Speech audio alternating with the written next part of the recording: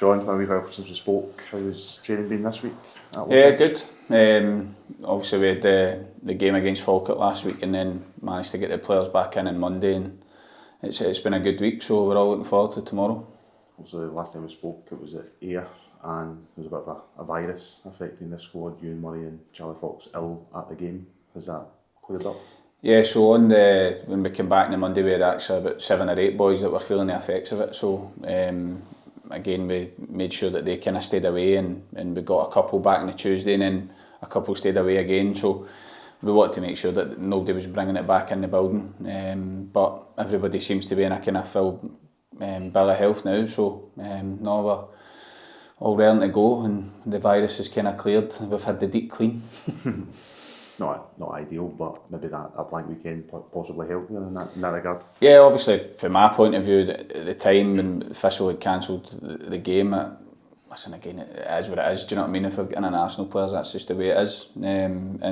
But we took advantage of it, and as I said, we played a kind of Falkirk in a behind closed doors game, and we managed to get good stuff done, and a lot of players missed out on that, but some of the younger ones managed to get good game time as well. And again, they were really good in the game, so no, I think it just keeps on making sure that we've got kind of guys that are ready. So no, it was a good exercise and a good week, and this week's been really good as well. How did you spend last weekend without a game? So on the Friday we went to McGoldrick's after training, so we'd come in and done a recovery session the Friday. As I said, a couple of players had to miss the kind of day out just with the virus and stuff, but we had a really good day. The guys looked after us up there, and listen, we just went up for a couple of hours, played some pool, some kind of darts and stuff like that, and we get fed. And no, it was a good wee day, and I think just a relaxing day for the players to just sitting again away from here and away from work and trying to relax a wee bit. There seems to be that camaraderie within the squad that's built up over the past couple of months. Yeah, I keep saying that. Listen, it's key. I think it's huge. Any team that's successful, you need to be a good group together, and I definitely see a big difference in the group since the start of the season, which you're going to see because they are bonding every day, and even stuff like that up at the kind of pool hall and stuff, and they're all having a bit of banter and whatever, but that's what you want. It's about team spirit, and no, it's definitely getting there. And so one player that missed that was Aid McGinley being away with the Scotland under-19s, which is a good reason to miss, isn't it? Oh, absolutely. Listen, I mentioned it when we spoke about it a couple of weeks ago.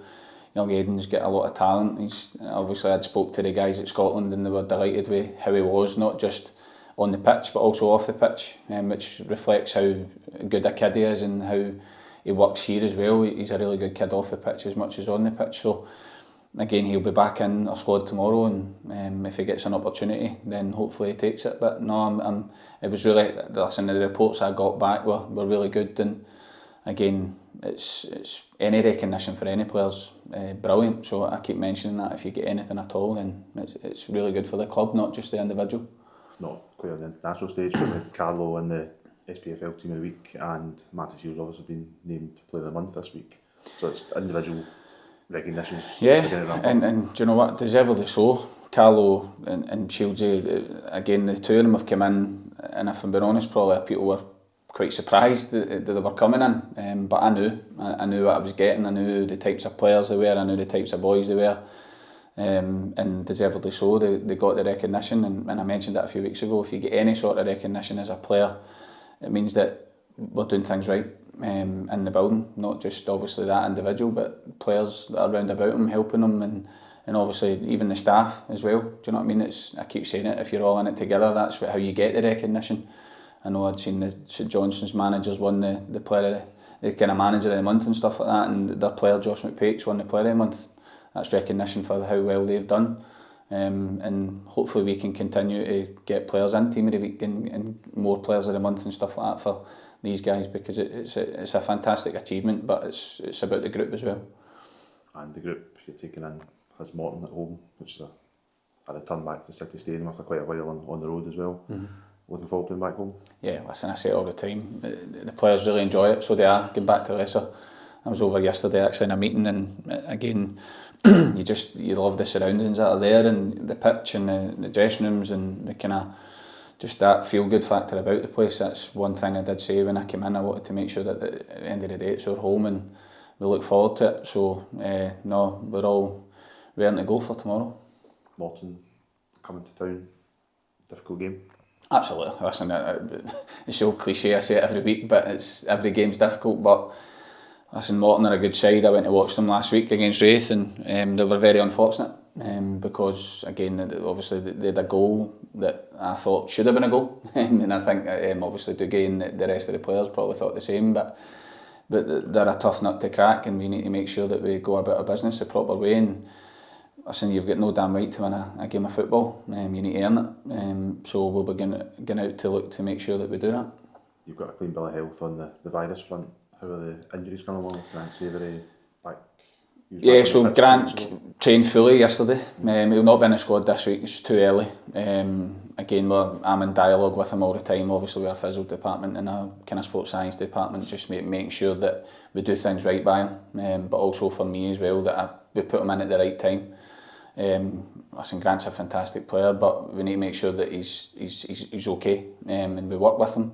So again, you'll probably see him within the next few weeks, which is really good from my point of view.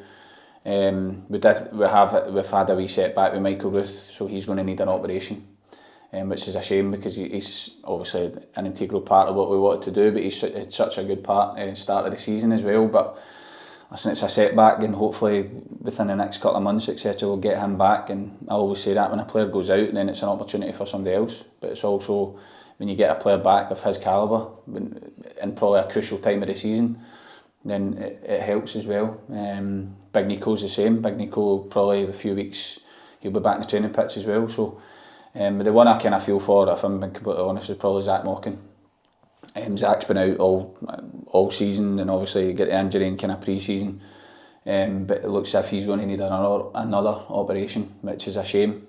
So I've actually gave him a couple of days off just to kind of get his head around things and stuff like that. I think it's important that even if I even said to him, even try and get a wee holiday or something like that, just time away, because it's a groin kind of issue that he's got, kind of adductor issue, so he can't really do much in the gym. He's obviously trying to do bits and bobs, and there's a lot of pain. So I feel for the kid. It's really bad for him. But listen, we're trying to get around him. I'm trying to do the right thing by him as well, and make sure that he's got a good mindset coming back into when he gets his operation. That he'll probably be looking, maybe January time, he'd probably be looking to be coming back. But again, that people say in January, do you go and get new signings? But if you get guys like him coming back into the fold, then you don't need to. So hopefully we can get him back. But apart from that, Daryl Carrick picked up a slight knock against Falkirk, but everybody else is all good.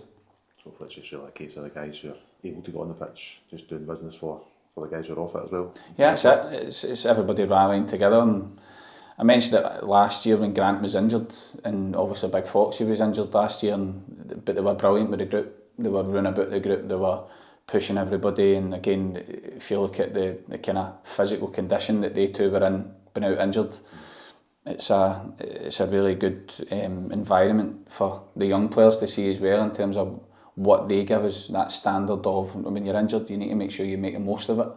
And I'm so delighted to see Grant back at a level, and obviously Big Foxy's been a kind of a major part for us this season as well. So it's all about the team rallying together, make sure that everybody's kind of full bill of health and everybody's pushing each other to make sure that we're in the best condition we can be.